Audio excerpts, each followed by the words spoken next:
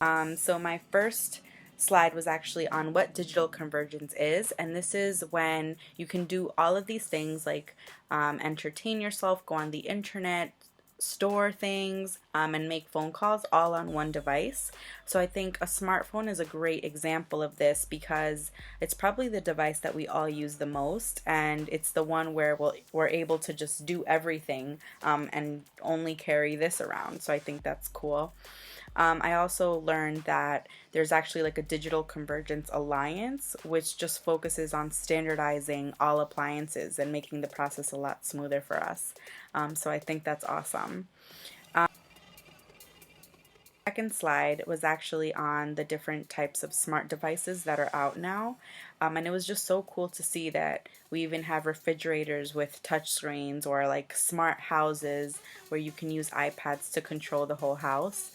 We have Apple Watches and you can like make phone calls, check the time, store photos on a device that's like this big.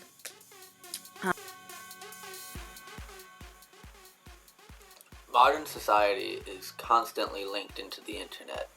Smartphones give people access to social media, the news, or directions to the nearest frozen yogurt whenever they want it.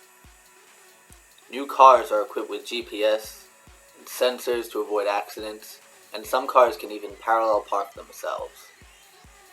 Tablets allow people to be connected to the internet on the bus with more computer power than existed only a few decades ago.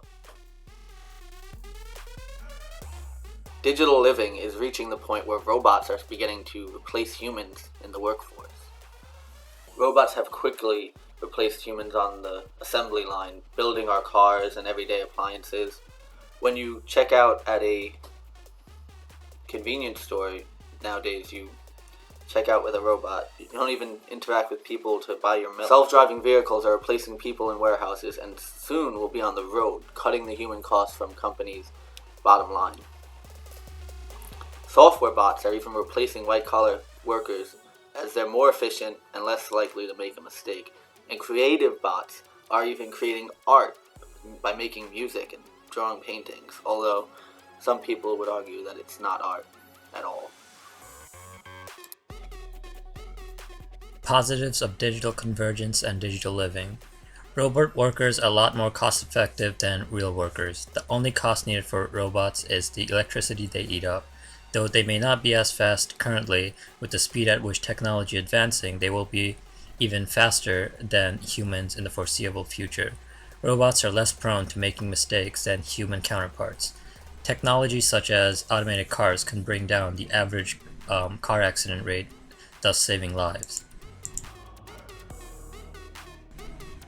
The more advanced technology gets, the easier the lives of humans become. With more advanced technology, there would be less jobs that require human interaction and more jobs that would have machines as the primary worker. This allows humanity to focus on doing other things, such as advancing technology even further. I, for example, spoke about the positive and the negative things that digital living brings to us. I believe that digital living brings some positive aspects because it makes living way more easier and some experience easier, such as going to a bank, which is what I talked about. The bank now allows you to deposit your checks through a mobile app just by taking a picture. There's no need to go to the bank anymore if you can't make it that day. Also, with the ATMs in a bank, you can withdraw and deposit money as well, so there's really no need to go to the bank if you really don't have any time that day. The negative side of digital living is that people tend to not socialize anymore. They just focus on the social networks and they really don't even meet the people. Sometimes it's risky because you don't know who you are talking to.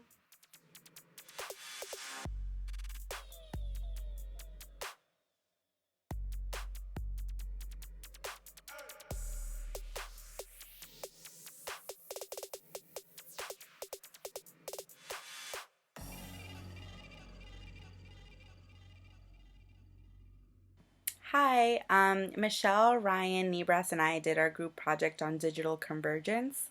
I think we picked a really great topic because we're living in a digital world right now, and all of these new devices and technology is coming out right before our eyes, and it's all happening so quickly. And I don't think we realize how cool it actually is because we're so used to it.